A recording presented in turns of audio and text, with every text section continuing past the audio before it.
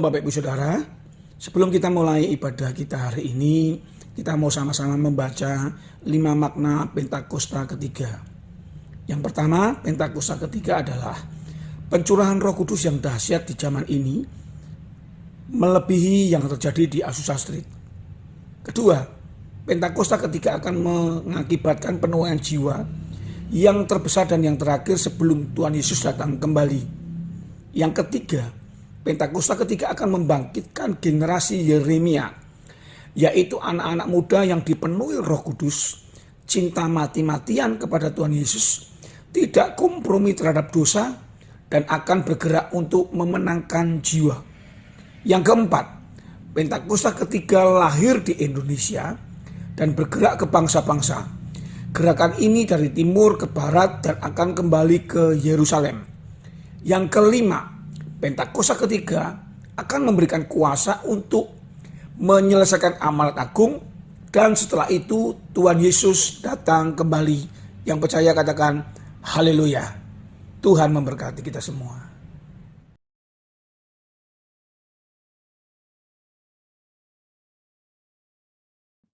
Shalom saudara, dalam Voice of Pentecost kali ini kita akan membahas tentang kualitas bukan popularitas. Bagaimana kita dapat selalu mengambil keputusan yang berintegritas dan berani menghidupinya.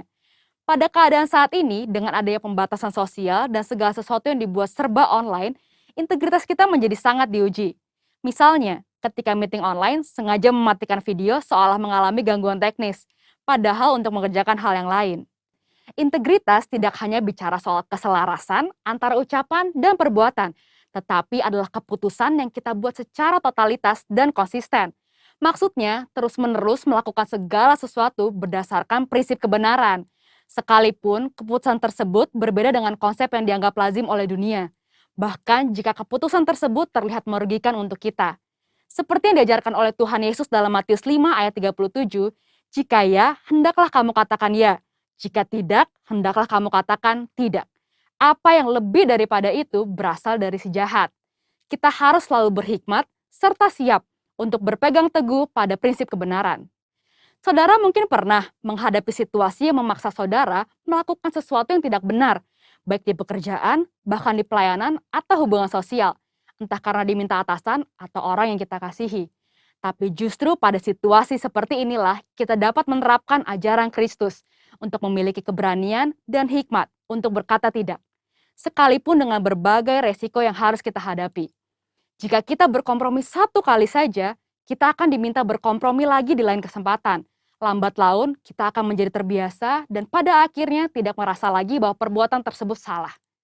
Setiap hari, kita dihadapkan oleh pilihan demi pilihan, tidak terkecuali tantangan dan godaan yang menguji ketaatan kita kepada Tuhan. Apa yang harus kita lakukan ketika tantangan atau godaan itu datang? Yang pertama, tidak larut dengan dunia. Di zaman postmodern ini, toleransi dibuat mengarah kepada kompromi yang berbeda dengan kebenaran Alkitab. Orang yang toleran selalu dianggap berpikiran luas, bebas, dan humanis, sehingga orang percaya yang berani berdiri teguh dalam mempertahankan kebenaran firman Tuhan dalam kehidupan sehari-hari semakin berkurang. Kompromi pun sudah dianggap biasa di kalangan gereja yang dulu menekankan pentingnya ketaatan pada firman Tuhan. Keadaan ini mengingatkan akan kisah Daniel, seorang pemuda Israel yang mengalami pembuangan saat Yerusalem ditaklukkan oleh Babel. Pada saat itu, Raja Babel membawa Daniel dan orang-orang terbaik lainnya untuk diajar ilmu pengetahuan dan dibentuk karakternya. Mereka sangat diistimewakan dengan harapan orang-orang tersebut akan loyal kepada Babel. Namun, walaupun mendapatkan kehidupan yang enak dan masa depan yang cerah, Daniel tetap memilih untuk menjalankan perintah Tuhan. Dia tidak memakan makanan raja yang tidak sesuai dengan hukum Taurat. Daniel sadar, sebagai anak Tuhan, ia harus tetap taat, walaupun hidup di tengah bangsa yang tidak mengenal Tuhan. Yang kedua, tidak malu menghidupi kebenaran. Hidup dalam kebenaran adalah hidup tanpa kepalsuan, hidup dengan jujur. Yesus adalah kebenaran. Sebagai pengikut Kristus, kita harus memperkatakan dan mempraktekkan kebenaran dalam hidup.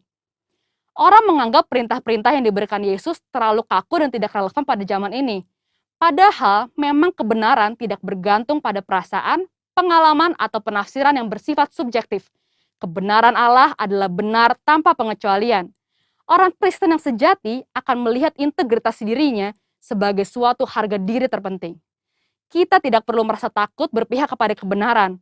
Alkitab berkata pada 1 Petrus 4 ayat 16, jika ia menderita sebagai orang Kristen, maka janganlah ia malu, melainkan hendaklah ia memuliakan Allah dalam nama Kristus itu. Biarlah kita tetap mempertahankan kebenaran dan memuji Tuhan. Yang ketiga, hidup seperti Yesus hidup. Yesus adalah kebenaran. Untuk dapat hidup secara benar, maka kita harus hidup dalam Yesus. 1 Yohanes 2 ayat 5-6 berkata, tetapi barang siapa menuruti firman-Nya, di dalam orang itu sungguh sudah sempurna kasih Allah. Dengan itulah kita ketahui bahwa kita ada di dalam Dia. Barang siapa mengatakan bahwa ia ada di dalam Dia, ia wajib hidup sama seperti Kristus telah hidup. Hidup menjadi sama seperti Kristus merupakan kehendak Bapa. Yesus menjelaskan lebih lanjut dalam Matius 5 ayat 48. Karena itu, haruslah kamu sempurna, sama seperti Bapamu yang di surga adalah sempurna. Jika kita berkata hidup dalam Bapa, kita menjadikan Yesus sebagai Tuhan dan Juru Selamat di dalam hidup ini. Dan kita wajib hidup sama seperti Yesus telah hidup. Mari kita minta pertolongan Roh Kudus untuk memimpin hidup kita pada zaman sekarang. Kita harus menyadari bahwa kita adalah anak Tuhan, maka kita harus hidup sesuai dengan firman Tuhan. Seperti Kristus taat mengerjakan apa yang ditetapkan oleh Bapanya. Itulah yang menjadi kunci keberhasilan Kristus. Seringkali kita berpikir bahwa hidup sama seperti Kristus menjadikan hidup kita terkekang dan menderita. Padahal, jika kamu tetap dalam firman-Ku, kamu benar-benar adalah murid-Ku, dan kamu akan mengetahui kebenaran. Dan kebenaran itu akan memerdekakan kamu. Seperti tertulis di Yohanes 8 ayat 31-32. Itulah sebabnya selama di bumi, Yesus tidak pernah menyia-nyiakan kesempatan yang ada. Fokus hidupnya terpusat hanya untuk melakukan kehendak Bapa. Jadi, jika kita mengikuti teladan Yesus, kita akan hidup seperti Dia. Ketika dunia menawarkan kita untuk jadi serupa sepertinya, kita harus berani mengambil keputusan yang berintegritas, yaitu dengan berkata tidak larut dalam dunia, tidak malu menghidupi kebenaran, dan yang terutama, hidup seperti Yesus telah hidup. Mari kita menjadi orang percaya yang berintegritas penuh di tengah dunia pada zaman ini. Untuk penjelasan lebih lengkapnya dari tim teologi kami, silahkan buka link yang ada di atas atau scan QR Code yang tersedia. Salam integritas, Tuhan Yesus memberkati.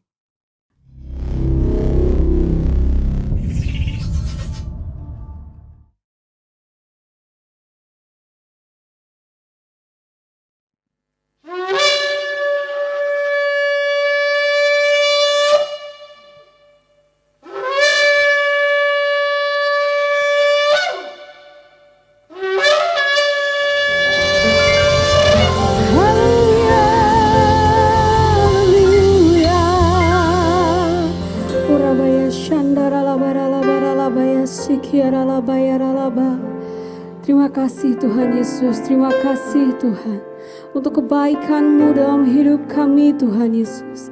Terima kasih Tuhan, terima kasih. Saat ini Tuhan kami boleh dapat kembali datang Tuhan, beribadah Tuhan kepada Engkau Tuhan Yesus. Kami mau datang dengan hati yang penuh ucapan syukur, karena kebaikan-Mu Tuhan, Engkau sudah menuntun kami. Satu minggu ini Tuhan kami boleh beraktivitas dengan luar biasa ya Tuhan. Kami boleh rasakan Tuhan berkat-Mu mengalir atas setiap kami. Terima kasih Tuhan Yesus, terima kasih. Pimpin ibadah kami Tuhan di pagi hari ini. Urapi setiap kami dengan urapan yang baru Tuhan. Terima kasih Tuhan Yesus, terima kasih. Hanya di dalam nama-Mu saja Tuhan Yesus. Kami alaskan Tuhan doa kami. Biarlah ibadah kami di pagi ini menyenangkan hati-Mu. Haleluya, haleluya. Urabaya syandara laba. Mari umat Tuhan, sama-sama kita siapkan hati kita untuk menyembah Dia. Shikira labaya labaya sikira labaya.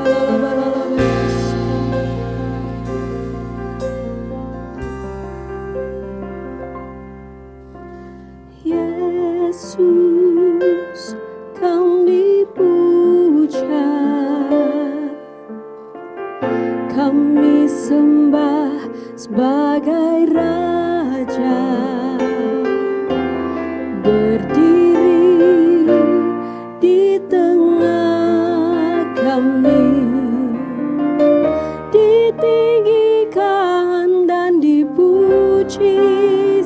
lagi panggil namanya.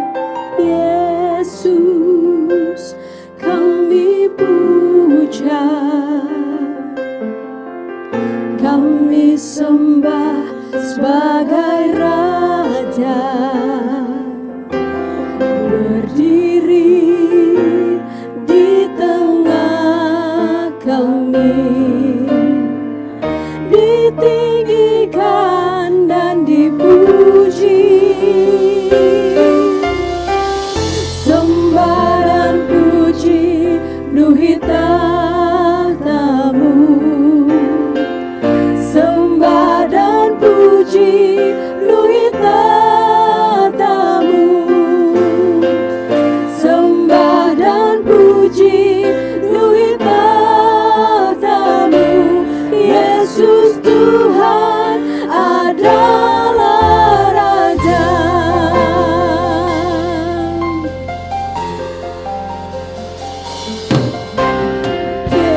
Yesus, kami puja, kami sembah Engkau Tuhan. Kami sembah sebagai Raja, berdiri di tengah kami, ditinggikan dan dipuji. Yesus, Yesus, kami puja, kami sembah sebagai Raja, berdiri di tengah kami, ditinggikan dan dipuji.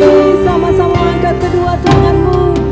Sembah dan puji penuhi tahta-Mu. Sembah dan puji penuhi tahta-Mu. Sembah dan puji penuhi tahta-Mu. Yesus Tuhan adalah Raja. Sembah dan puji, sembah dan puji penuhi tahta-Mu. Sembah dan puji penuhi tahta-Mu. Sembah dan puji penuhi tahta-Mu. Yesus Tuhan adalah Raja. Sekali lagi sembah Dia, puji penuhi tahta-Mu. Sembah dan puji penuhi tahta-Mu. Sembah dan puji penuhi tahta-Mu. Yesus Tuhan adalah Raja.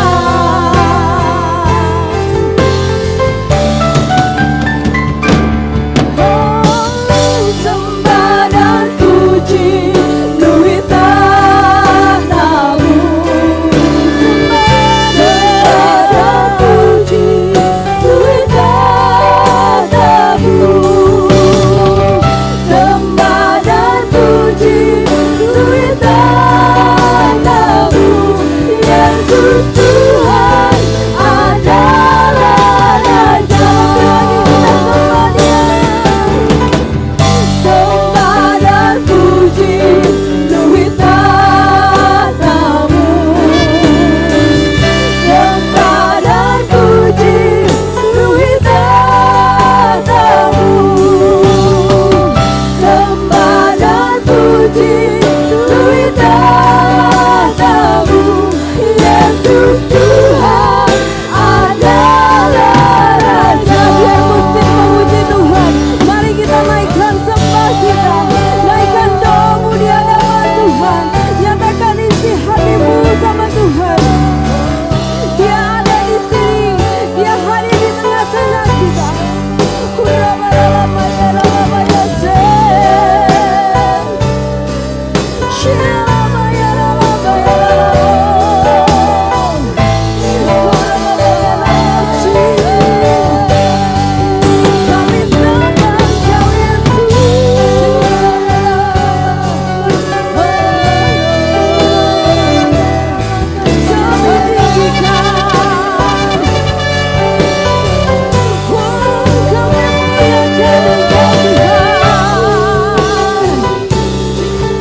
Tuhan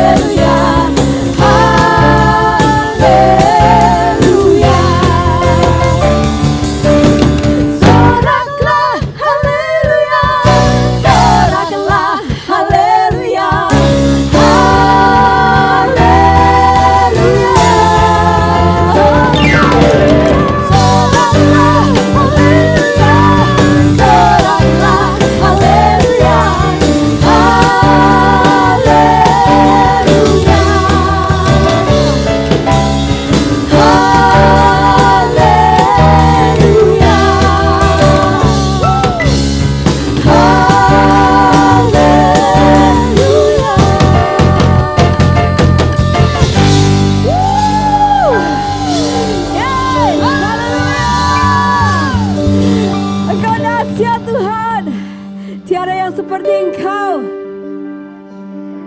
yang selalu kami rindukan, yang selalu kami sembah.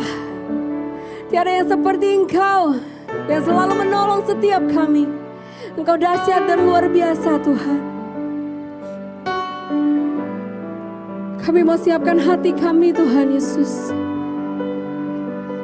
untuk mendengarkan firman-Mu ya Tuhan. Seperti rusa yang haus, seperti tanah yang kering, inilah kami Tuhan Yesus. Biarlah firman-Mu meneguhkan setiap kami Tuhan pagi ini.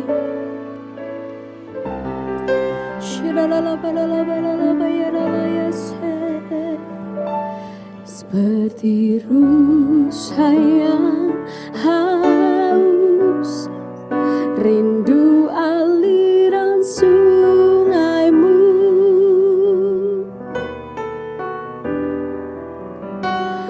Hatiku tak tahan menunggu-Mu.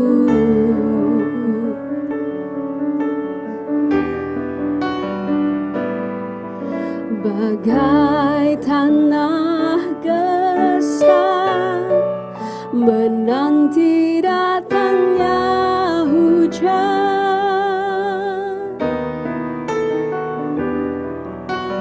begitupun jiwaku Tuhan.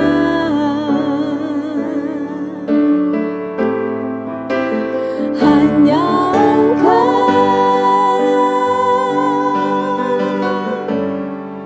pribadi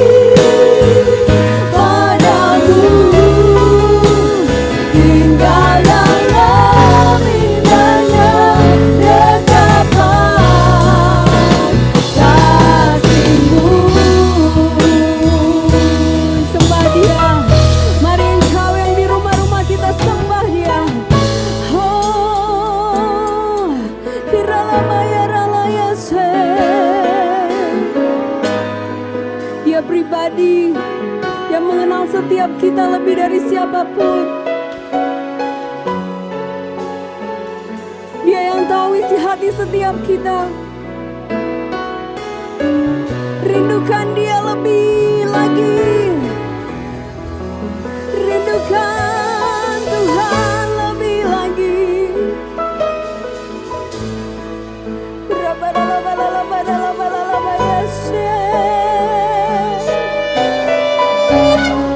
Roh Kudus, kami rindu Engkau lebih lagi. Oh, penuhi umat-Mu dengan Roh Kudus yang baru. Bercurahlah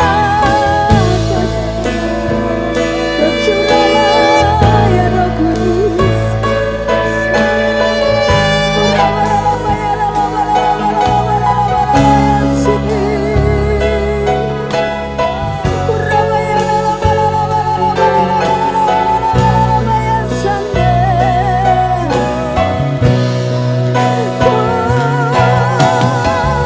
Hanya Kau Tuhan yang mengenal kami.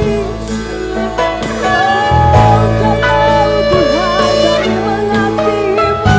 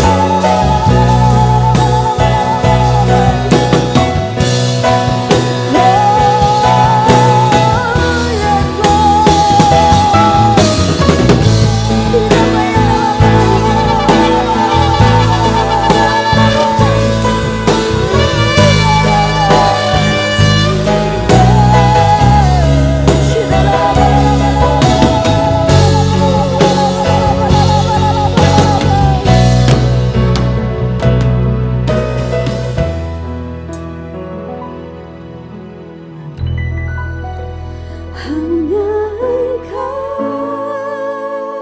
Mari umat Tuhan, katakan lagu ini di hadapan hatiku.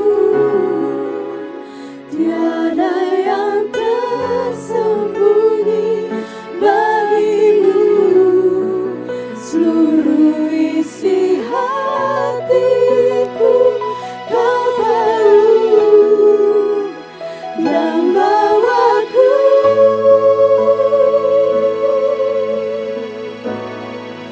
untuk lebih dekat lagi padamu. Tinggal dalam indahnya dekapan kasih-Mu. Sekali lagi dengan penuh kerinduan, hanya Engkau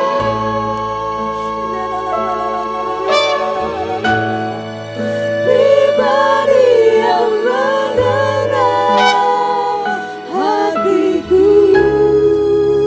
Tiada yang tersembunyi bagimu.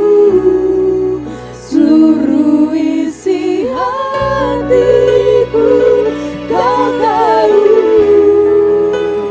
Dan bawaku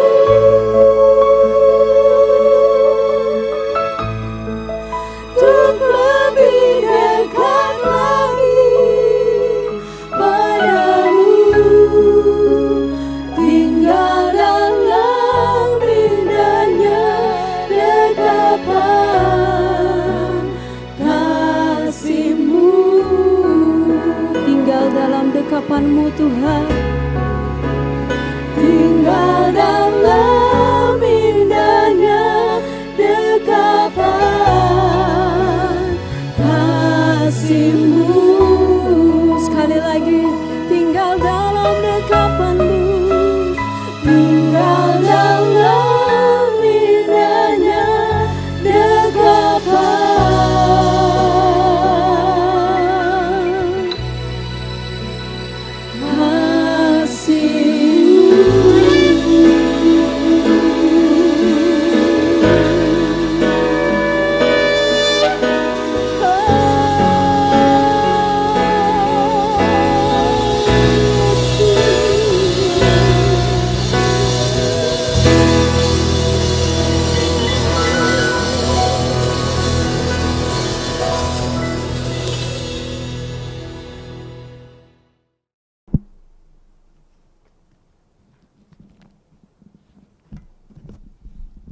Haleluya. Tuhan, terima kasih buat penyertaan, pemeliharaan, perlindungan sepanjang 1 minggu yang lalu. Engkau bawa hari ini, Engkau urapi kami, sehingga kami boleh menikmati hadirat-Mu, kami boleh beribadah, memuji dan menyembah-Mu. Biar kiranya Engkau disenangkan dengan pujian penyembahan kami. Sekarang saatnya Tuhan, kami mau duduk diam, kami mau belajar, kami mau mendengar sebagian dari kebenaran firman-Mu. Biar firman-Mu yang menuntun kami, firman-Mu yang mengajar kami, bahkan yang mengingatkan buat setiap kami. Biar kami tetap dalam rencana dan kehendak-Mu ya Bapa. Hamba berdoa buat umat-Mu dimanapun mereka berada saat ini. Tuhan, berikan kami hikmat, berikan kami urapan, untuk kami boleh menangkap isi hati-Mu hari ini. Dan kami mau lakukan dalam hidup kami. Sehingga kami boleh mengalami kemenangan demi kemenangan bersama-sama dengan Tuhan. Kami akan diam dalam hadirat-Mu. Bicara buat kami Tuhan. Dalam nama Yesus kami berdoa. Orang percaya yang siap belajar firman Tuhan sama-sama kita katakan. Amin, amin. Saya menyapa buat sahabat-sahabat, buat jemaat yang dikasih oleh Tuhan dimanapun Anda berada. Shalom semuanya. Semuanya dalam keadaan sehat. Saya selalu berdoa saudara. Kiranya semuanya Bapak, Ibu, Saudara dimanapun Anda berada. Semuanya sehat, semuanya diberkati, semuanya dalam perlindungan Tuhan. Yang percaya katakan haleluya. Silakan duduk dalam hadirat Tuhan saudara. Hari ini saya mau menyampaikan pesan Tuhan. Di mana waktu lalu saya ikut pertemuan doa dengan para pemimpin. Pesan tuntunan bulan ini dari Bapak Gembala Sidang kita Pak Niko. Saya nancep satu kata. Satu kebenaran yang luar biasa saudara. Dan hari ini kita mau sama-sama pelajari sama-sama. Surat yang dituliskan Rasul Paulus kepada jemaat di Kolose. Yang punya Alkitab boleh dibuka. Surat Paulus kepada jemaat di Kolose pasalnya yang ketiga. Ayat 1 sampai ayatnya yang keempat. Jadi cuma 4 ayat saja saudara. Yang udah siap katakan amin. Saya baca buat Bapak Ibu Saudara, kalau mau ikut boleh di rumah ya. Alkitab berkata demikian. Karena itu kalau kamu dibangkitkan bersama dengan Kristus, carilah perkara yang di atas, di mana Kristus ada duduk di sebelah kanan Allah. Pikirkanlah perkara yang di atas, bukan yang di bumi. Sebab kamu telah mati dan hidupmu tersembunyi bersama dengan Kristus di dalam Allah. Perhatikan ayat-ayat yang luar biasa ini saudara. Ayat yang terakhir. Apabila Kristus yang adalah hidup kita menyatakan diri kelak, kamu pun akan menyatakan diri bersama-sama dengan Dia dalam kemuliaannya. Saudara, ini sebuah surat nasihat yang begitu luar biasa. Kalau saudara baca latar belakangnya, Rasul Paulus menuliskan kepada jemaat di Kolose ini, dia posisinya ada di dalam penjara, saudara. Dia di penjara bukan karena berbuat jahat, tapi karena dia memberitakan kebenaran Injil Kristus. Tuhan ingatkan dia untuk kembali mengingatkan jemaat di Kolose pada waktu itu, bagaimana mereka mulai bergeser dari Injil kebenaran Allah. Karena apa saudara? Karena peradaban, karena kebudayaan, karena pengajaran-pengajaran sesat saudara. Hari-hari ini konform sekali saudara. Teknologi peradaban makin maju. Kita mulai membaur dengan berbagai budaya. Filsafat-filsafat dunia, motivasi-motivasi. Salah enggak Pak? Enggak salah saudara. Tapi ingat baik-baik, jangan sampai kita justru terbawa arus oleh pengajaran-pengajaran dunia. Yang mengerti katakan amin. Makanya Rasul Paulus mengingatkan pada waktu itu saudara. Kepada jemaat di Kolose. Hei, karena itu kalau kamu dibangkitkan bersama-sama dengan Kristus. Ini dalam saudara. Kalau kamu merasa dan kamu sadar. Hidup kita ini dibangkitkan bersama-sama dengan kematian Kristus. Artinya begini saudara, saudara dan saya, kalau Tuhan gak mati di atas kayu salib, mencurahkan darahnya, kita ini gak bakal terima kuasa kebangkitan, kita gak bakal terima keselamatan, bahkan kemungkinan kita gak akan bisa masuk surga saudara. Udah pasti, karena apa? Keselamatan cuma di dalam Kristus. Tanpa pertumpahan darah, tidak ada pengampunan dosa, saudara.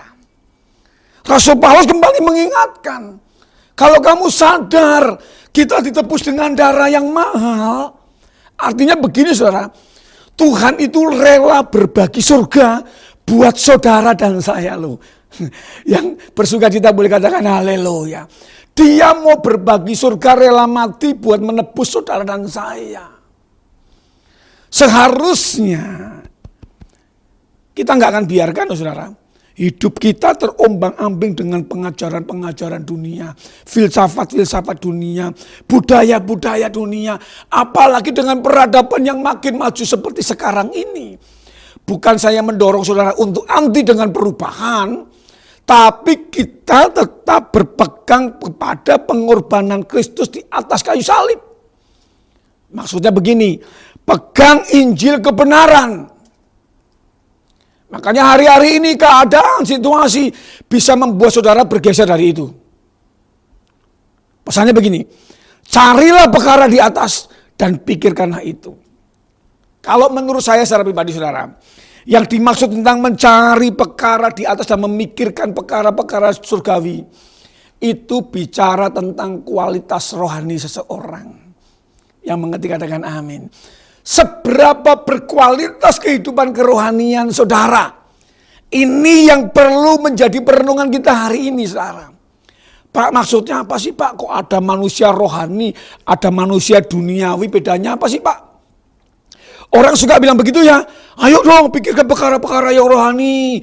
Berarti kalau orang yang rohani itu ke gereja. Orang-orang duniawi itu suka dugem, suka foya-foya, suka pesta-pesta, begitu saudara? Saya rasa nggak terlalu seperti itu juga saudara. Atau gimana Pak? Atau mungkin orang duniawi itu jahat-jahat Pak. Boleh menghalalkan segala cara. Kalau manusia rohani itu harus baik, kudus, gitu ya. Ini ada satu perenungan menarik saudara. Manusia rohani ini bicara tentang kualitas kerohanian seseorang. Saya mendefinisikan satu saja saudara. Banyak definisi tentang manusia rohani. Salah satunya ada begini. Orang kalau punya manusia rohaninya berkualitas, dia punya cara pandangnya beda. Contoh sederhana begini saudara. Orang-orang dunia waktu melihat COVID, pandemi seperti ini yang berkepanjangan, mereka melihat secara keseluruhan. Kenapa kok seperti ini? Masalah banyak. Mereka mulai terkontaminasi, bahkan tertekan, bahkan terganggu dengan situasi. Kalau manusia rohani, orang dunia melihat masalah menjadi masalah, manusia rohani melihat masalah begini. Ada apa di balik masalah? Ada apa di balik masa pandemi ini? Di balik masa-masa COVID yang seperti sekarang ini? Itu salah satu definisi saya tentang manusia rohani yang berkualitas, saudara. Jadi artinya begini, orang yang punya kualitas manusia rohani, hidupnya itu fokusnya kepada pembelajaran dari Tuhan. Waktu dia mengalami proses, mengalami masalah, mengalami tantangan saudara, dia akan berpikir begini, Tuhan, kenapa sih Tuhan kok izinkan kami melewati seperti ini? Tuhan lagi ajar kami apa?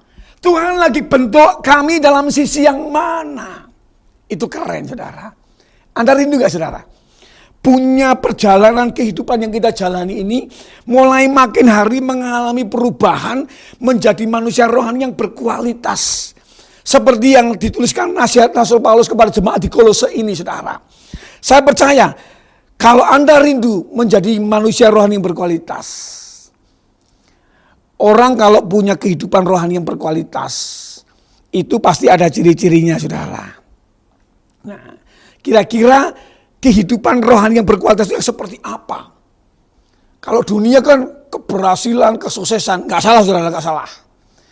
Tapi kalau menurut saya, sesuai dengan firman Tuhan, orang yang punya kehidupan rohani yang berkualitas ada 2 ciri. Yang pertama adalah orang itu selalu terkoneksi dengan Tuhan. Katakan sama-sama dengan saya, selalu connect sama Tuhan. Kenapa saya ulang-ulang ini saudara? Di dalam Injil Yohanes pasalnya yang ke-15 ayat 5 ngomong gini. Akulah pokok anggur yang benar dan kamulah ranting-rantingnya. Setiap ranting yang lepas dari pokoknya, dia nggak akan menghasilkan buah. Dia kering dan akan pasti mati saudara. Jadi yang namanya koneksi dengan Tuhan, kita enggak bisa enggak. Hari-hari ini kita mesti melekat sama Tuhan. Saya diberkati banget dengan satu ilustrasi, satu analogi dari hamba Tuhan saudara. Saya ngambil ilustrasinya beliau. Ini sebelum saya khotbah tadi saya metik ini saudara. Tanaman di bawah saya sengaja petik ini. Seger saudara ya. Tanamannya kelihatan seger, kelihatan keren, batang-batangnya begitu tertata rapi yang luar biasa. Sepertinya tanaman ini hidup, seger dan enak dilihat. Ini cuma masalah waktu, saudara. Kalau saya biarkan ini 1-2 jam mungkin mulai agak kering dikit. Nanti kalau 1-2 hari, makin hari, saya terlalu yakin dan percaya tanaman ini mulai kering kemudian mati, akhirnya daunnya rontok. Setuju saudara ya? Demikian juga dengan hidup saudara dan saya. Jangan Anda pikir saya nggak berdoa Pak. Saya nggak connect sama Tuhan, biasa-biasa Pak.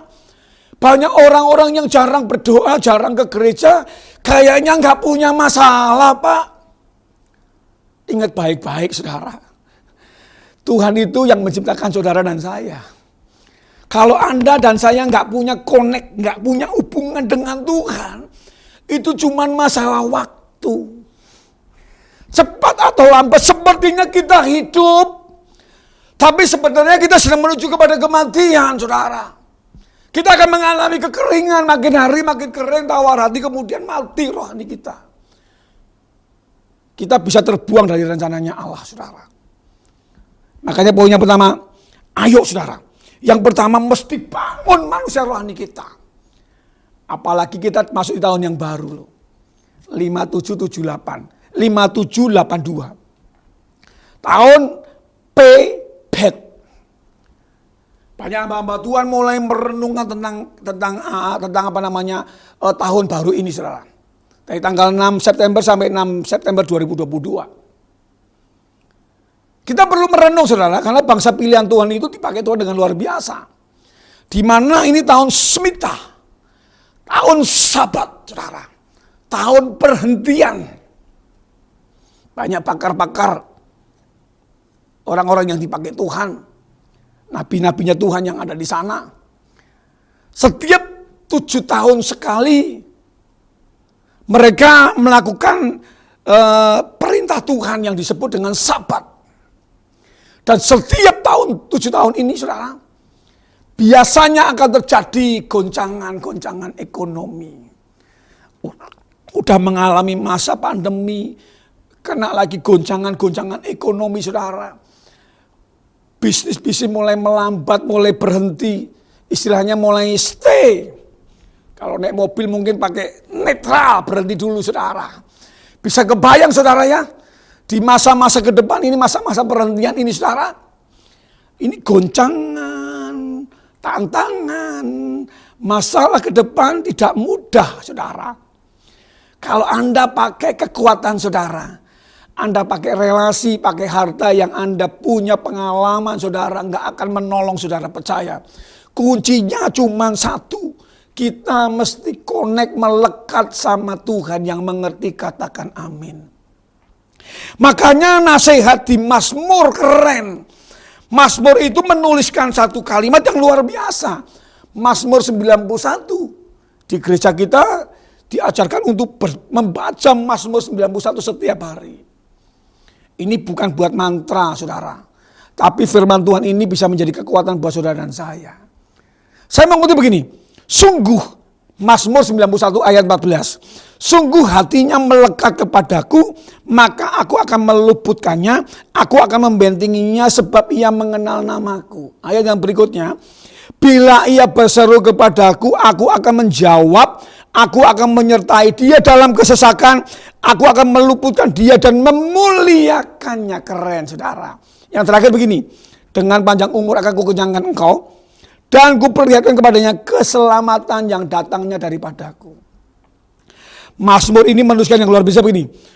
Orang kalau hatinya melekat sama Tuhan, ada 3 berkat yang menarik.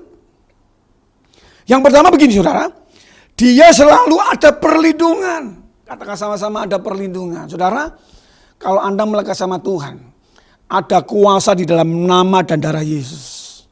Tuhan akan melindungi setiap kita dari sakit, penyakit, segala virus, bahkan orang-orang jahat yang mengganggu hidup kita. Yang mengerti katakan amin. Yang kedua apa saudara? Yang kedua, penyertaannya. Maksudnya Bapak, aku akan menyertai engkau di dalam kesesakan. Tuhan gak pernah janji loh saudara, ikut Tuhan bebas dari masalah.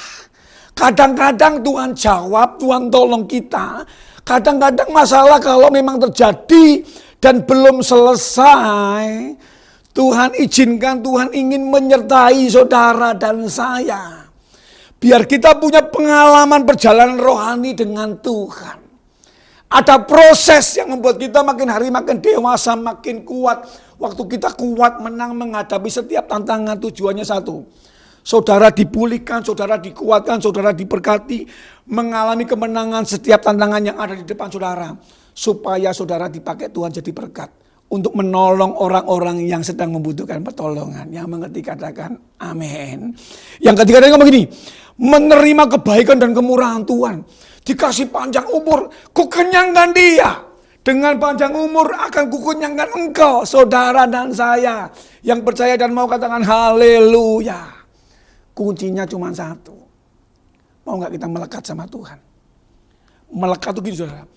Anda punya prioritas khusus. Waktu bangun pagi jangan cari yang lain. Anda doain, nyanyi, muji, nyembah Tuhan. Doa itu saya paling senang kalau mendefinisikan doa. Jangan biarkan kehidupan doamu cuma sebatas Anda berhenti di dalam permohonan. Tetapi bagaimana Anda mengutamakan Tuhan, ada pujian, ada penyembahan yang menyenangkan hati Tuhan. Yang mengerti katakan amin. Saya itu punya satu quote menarik loh saudara. Seberapa penting engkau menganggap Yesus dalam hidupmu, itu yang menentukan kualitas doa saudara. Doa itu ada kualitasnya. Kadang-kadang memang kita perlu memohon, butuh pertolongan.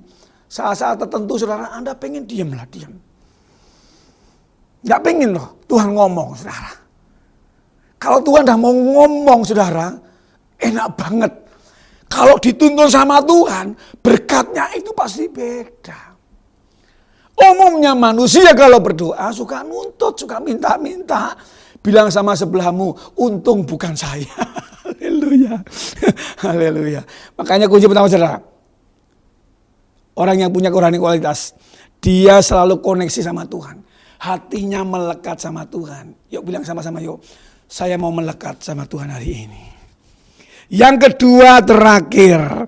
Menjadi manusia rohani yang berkualitas yang kedua adalah begini saudara. Hidup memberi kehidupan. Seperti tadi ranting pohon tadi saudara. Kita sepertinya hidup Pak. Saya enggak ada masalah. Saya enggak ke gereja. Saya enggak taat. Enggak baca Alkitab. Sepertinya enggak ada masalah. Apalagi saya enggak ngasih persembahan. Enggak melakukan sesuatu untuk pekerjaan Tuhan. Sepertinya enggak ada masalah Pak. Itu menurut saudara. Coba renungkan baik-baik loh. Saudara dan saya ini ditebus dengan darah yang mahal. Yang Tuhan mau kehidupan yang saudara dan saya jalani adalah begini. Bagaimana waktu kita hidup, kita benar-benar memberi sebuah kehidupan. Barometernya apa Pak? Standarnya apa Pak?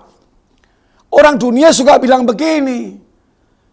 Standarnya adalah berapa banyak yang mesti kita capai, yang kita raih.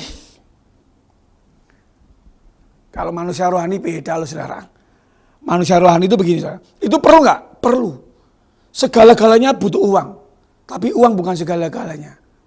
Yang setuju boleh bilang yes dulu saudara. Ya, jadi perlu nggak sih saudara? Standarnya apa saudara? Untuk bagaimana kita menjadikan hidup kita memberi kehidupan. Saya kasih 2 tip saudara ya, 2 tip. Yang pertama begini, coba tanya sama diri kita. Apakah hidup kita ini benar-benar sudah jadi berkat? Maksudnya begini saudara. Keberadaan saudara, mau di kantor, mau di rumah, mau di lingkungan, di masyarakat, bahkan di gereja. Apakah keberadaan saudara betul-betul menjadi berkat buat orang-orang di sekeliling saudara? Kecuali kalau Anda di hutan. Ada di hutan gak ada manusia di sana saudara. Kita ini kan hidup bermasyarakat saudara. Apakah benar-benar kita jadi berkat? Contoh simpel ya, saya buat satu pertanyaan. Saudara setuju gak dengan perkataan saya ini? Bahwa dalam seluruh kehidupan kita ini gak pernah ada yang kebetulan. Saudara bisa bertemu dengan saya, bisa bergabung dengan ibadah dengan kami. Kebetulan gak saudara? Saya terlalu yakin semuanya dalam rencana Tuhan. Termasuk waktu Anda ketemu dengan siapapun. Waktu Anda menjalani kehidupan saudara, semuanya pasti seizin Tuhan. Semuanya di dalam agendanya Tuhan. Tadi sebelum saya rekaman khotbah di sini, saudara, saya waktu lagi persiapan, udah mau berangkat, tiba-tiba di pagar rumah ada orang teriak-teriak, permisi pak, permisi pak. Ada anak muda tanggung. Kalau saya lihat umurnya mungkin sekitar lulusan SMP lah, SMP apa, mungkin masih SMA, masih muda sekali. Agak kurus anaknya, agak kurus. Pakaiannya agak sedikit kotor, sedikit kumuh gitu, pakai sendal. Pak, permisi pak. Boleh minta waktu sebentar pak. Saya lagi dalam kesusahan. Boleh minta tolong gak pak? Tolong apa adik, saya bilang. Boleh gak bapak kasih kerjaan saya apa kayak pak? Supaya saya bisa dapat sesuatu untuk kehidupan saya, untuk makan pak. Saya mau khotbah saudara hari ini. Tuhan kasih pembelajaran mahal buat saya saudara. Saya tahu betul dalam seluruh kehidupan yang saya jalani itu tidak pernah ada yang kebetulan. Ada dalam rencana Tuhan. Saya mungkin nggak lakukan banyak hal saudara. Saya panggil. Kenapa? Saya butuh pak. Saya kasih semampu yang saya kasih. Saya sisihkan uang saya kasih dia makanan, saya ngomong. Bapak kasih kamu gak banyak. Semoga ini bisa membantu kamu ya. Saya mungkin melakukan hal yang sederhana saudara. Karena saya tahu dalam hidup ini tidak pernah ada yang kebetulan. Orang kalau datang dalam hidup saudara, mungkin punya masalah, punya pergumulan apapun saudara. Walaupun saudara nggak bisa membantu sepenuhnya, mungkin dengan doa, dengan senyum, dengan mendengarkan mereka. Anda sedang mencoba untuk menjadikan hidup Anda membawa sebuah kehidupan. Asik banget. Itu baru kekristenan. Kekristenan itu orang melihat Yesus dalam hidup kita. Bukan tahu banyak ayat saudara. Tapi benar-benar hidup yang memberi kehidupan. Yang mengerti katakan amin. Yang kedua apa saudara? Yang kedua, tadi yang pertama, apakah kita sudah diberkat? Yang kedua begini saudara. Hari-hari ini, apakah Anda sudah terlibat di dalam pekerjaan Tuhan? Pelayanan gereja, semua pelayanan yang tujuannya untuk menjangkau jiwa itu adalah untuk melakukan pekerjaan Tuhan. Tuhan gak butuh uang saudara. Tuhan gak butuh tenaga kita. Dia bisa melakukan segalanya karena dia maha kuasa. Tapi yang saya mau ingatkan buat saudara begini. Orang yang punya kualitas rohani hidupnya. Dia mau terlibat di dalam kepentingan kerajaan Tuhan. Kenapa saya bawa poin ini saudara? Ingat baik-baik. saudara dan saya kalau hidup masih ada hari ini, ada kepentingan Tuhan yang belum selesai dalam hidup saudara dan hidup saya. Ingat baik-baik. Masih ada kepentingan Tuhan untuk Tuhan pakai saudara.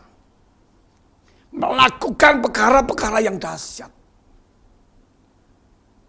Hari-hari ini Bapak Gembala kita ngomong loh. Kita lagi ada di gelombang Pentakosta pencurahan Roh Kudus. Untuk memberitakan Injil, menjadikan semua bangsa murid Tuhan. Bahkan satu visi yang besar. Tuhan pakai gereja kita hari-hari ini. Untuk kembali saudara membangun yang namanya Azusa Prayer Tower. Di mana pernah terjadi kebangunan rohani dalam pencurahan Roh Kudus yang kedua. Api itu dimunculkan kembali dan hari-hari ini sedang dicurahkan di Indonesia yang disebut dengan Pentakosta yang ketiga.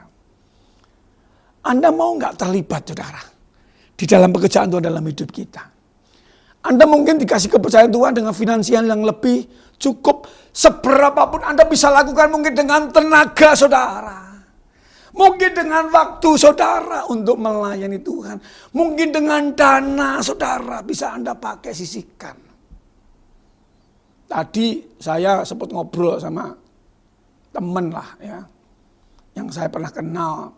Dia bukan orang percaya saudara. Dia ngomong hari-hari ini. Pak, masa-masa pandemi yang berkepanjangan seperti ini. Terus kemudian PPKM yang cukup panjang. Ekonomi mulai kacau Pak, nggak karu-karuan. Orang-orang yang kaya yang tadinya udah punya usaha mapan mulai kolab. Karena nggak kuat akhirnya mulai dari gaji setengah sampai di PHK semuanya.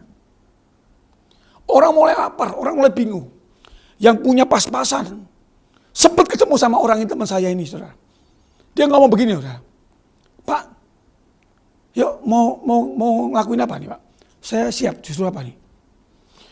Hari-hari yang begini saudara, banyak orang lapar. Orang kalau lapar nekat saudara.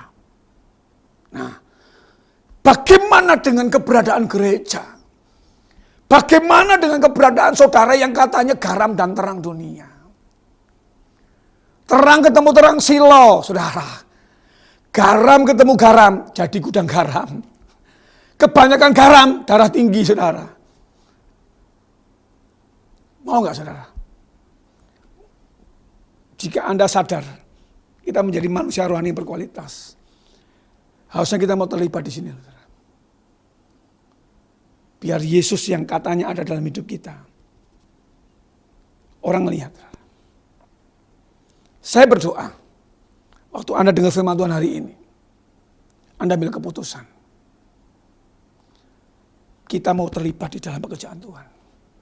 Nanti kalau Tuhan datang saudara, Tuhan gak tanya loh, berapa harta yang kita punya, berapa gelar, akademi, sekolah, rumah, mobil yang kita punya.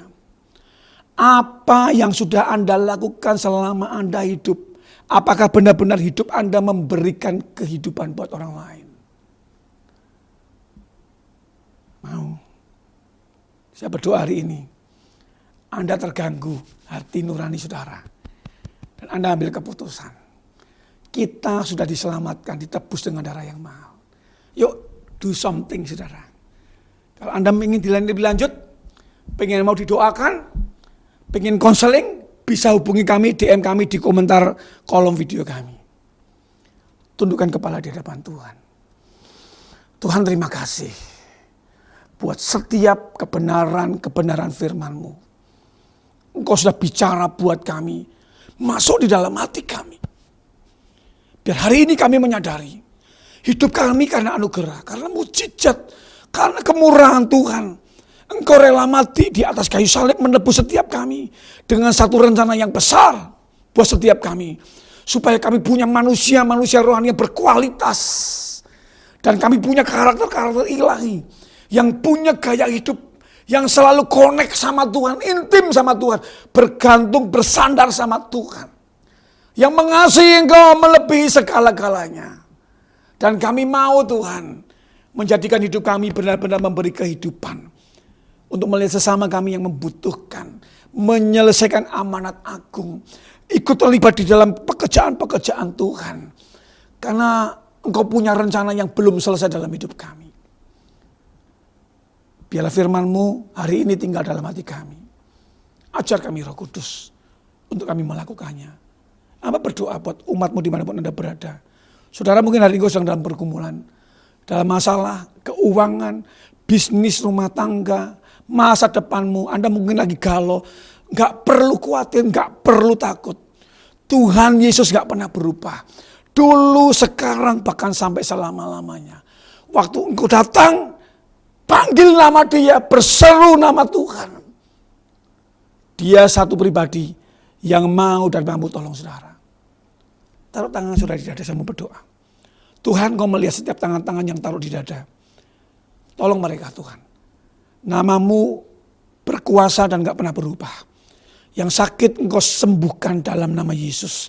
Yang hari-hari ini begitu khawatir, tertekan dengan masalah pergumulan, keuangan, bisnis, pekerjaan mereka. Tuhan tolong, Tuhan campur tangan. Bawa mereka kepada pintu-pintu yang terbuka dalam nama Yesus.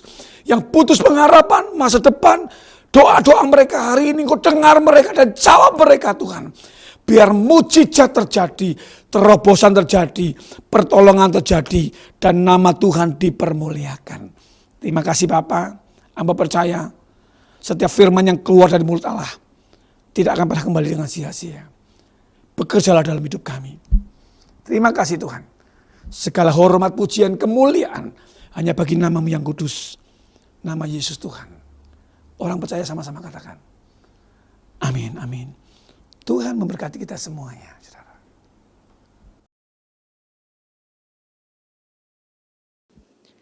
Mari kita naikkan syafaat kita di hadapan Tuhan. Urabatakan nayaralabaya shikaralabatakan nayaralabalabaya shikaralabalabalabalabala. Bapa, kami mengucap syukur untuk kebenaran firman-Mu yang sudah Engkau sampaikan melalui hamba-Mu. Biar firman itu Tuhan menjadi rema dalam hidup kami. Kami tidak hanya menjadi pendengar, tetapi sungguh-sungguh kami boleh menjadi pelaku-pelaku kebenaran firman-Mu. Terima kasih Tuhan. Engkau urapi hamba-Mu Tuhan yang sudah menyampaikan isi hati-Mu. Biar pengurapan khusus turun atas hamba-Mu dalam nama Yesus.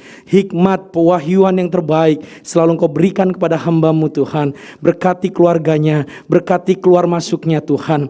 Terima kasih Bapa, kesehatan sempurna atas hamba-Mu demi nama Tuhan Yesus. Terima kasih Tuhan Yesus. Saat ini kami bersatu hati, kami berdoa untuk gembala sidang kami, Bapak Pendeta Dr. Insinyur Niko Nyoto Raharjo, beserta keempat wakil Gembala Tuhan dan juga Gembala Rayon kami Bapak Pendeta Budianto Totong dan juga Gembala cabang kami di tempat ini Tuhan Bapak Pendeta Joshua Roni Pujianto. Tuhan berkati hamba-hamba-Mu. Terima kasih Tuhan untuk hamba-hamba-Mu Tuhan yang terus Tuhan menggembalakan setiap kami. Biar hikmat-Mu, pewahyuan-Mu yang terbaik selalu Engkau berikan Tuhan. Kesatuan hati yang daripada-Mu Tuhan limpahkan atas hamba-hamba-Mu dalam nama Tuhan Yesus. Di era Pentakosta yang ketiga ini kami boleh sama-sama bergandengan tangan Tuhan dengan gembala-gembala kami untuk kami boleh sama-sama menyelesaikan amanat agung-Mu dalam nama Yesus. Berkati kesehatan mereka Tuhan, berkati keluarga besar mereka Tuhan. Apapun yang mereka lakukan dan kerjakan kami percaya keberhasilan atas hidup mereka demi nama Tuhan Yesus. Terima kasih Bapa. Berkati Indonesia. Kami katakan Shalom Indonesia. Dari Sabang sampai Merauke, Indonesia penuh kemuliaan Tuhan. Api Pentakosta yang ketiga sedang menyebar ke seluruh Indonesia, mulai dari pulau yang terkecil sampai yang terbesar dalam nama Yesus. Hujan pertobatan terjadi, setiap lutut kan bertelut, setiap lidah kan mengaku hanya ada satu Tuhan juru selamat yang layak dipuji disembah, yaitu Engkau sendiri Bapa. Terima kasih Tuhan Yesus. Berkati pemimpin negara kami, berkati presiden kami Tuhan, berkati wakil presiden, seluruh jajaran kabinet menteri, bahkan sampai tingkat RT Tuhan. Biar roh takut akan Tuhan ada atas mereka, roh hikmat, kebijaksanaan, keadilan sosial ada atas mereka demi nama Tuhan Yesus. Terima kasih Bapa, kami mengucap syukur. Berkati seluruh jemaat-Mu dimanapun mereka berada. Kami percaya yang sakit sudah disembuhkan, yang berbeban berat Tuhan berikan kelegaan, kelepasan dalam nama Tuhan Yesus. Terima kasih Bapa, kami mengucap syukur buat hari ini Tuhan. Sempurnakan ibadah kami Tuhan dengan berkat-Mu, dan kami siap menerima berkat melalui hamba-Mu dalam nama Tuhan Yesus. Mari umat yang dikasihi Tuhan, sebelum kita akhiri ibadah kita, kembali kepada aktivitas kita, ayo siapkan hati dengan iman percaya angkat tangan di depan Tuhan. Tuhan, tangan kami terangkat kepadamu. Kami percaya hidup kami karena berkat Tuhan. Kembalilah dengan segala aktivitasmu, dengan membawa berkat Tuhan. Berkat yang terbaik yang Tuhan janjikan kepada Abraham, Ishak dan Yakub, juga kepada hamba-Mu Daud. Hari ini curahkan Bapa dengan segala berkat yang berlimpah-limpah dari Bapa di surga. Kasih anugerah, damai, sejahtera dan perlindungan di dalam Kristus Yesus, Tuhan kami yang hidup. Penyertaan dan kekuatan yang selalu baru dari Allah Roh Kudus boleh memberkati kami semua, membimbing kami semua, bahkan memberkati kami semua mulai hari ini, bahkan sampai Maranatha, sampai kekal selama-lamanya. Orang percaya yang sudah diberkati, sama-sama kita katakan amin, amin, amin. Saya menyapa selamat hari Minggu buat Bapak Ibu Saudara. Tuhan memberkati saudara dan saya berlimpah. Sebab Tuhan baik, oh sebab Tuhan baik, anugerahnya kekal selamanya. Oh sebab Tuhan baik, sebab Tuhan baik, sebab Tuhan baik, anugerahnya kekal selamanya. Sebab Tuhan baik, anugerahnya kekal selamanya. Satu kali lagi, lambaikan tanganmu. Sebab Tuhan baik, sebab Tuhan baik, sebab Tuhan baik, anugerahnya kekal selamanya. Sebab Tuhan baik, Tuhan baik, sebab Tuhan baik, anugerahnya kekal selamanya. Sebab Tuhan baik, sebab Tuhan baik, anugerahnya kekal selamanya.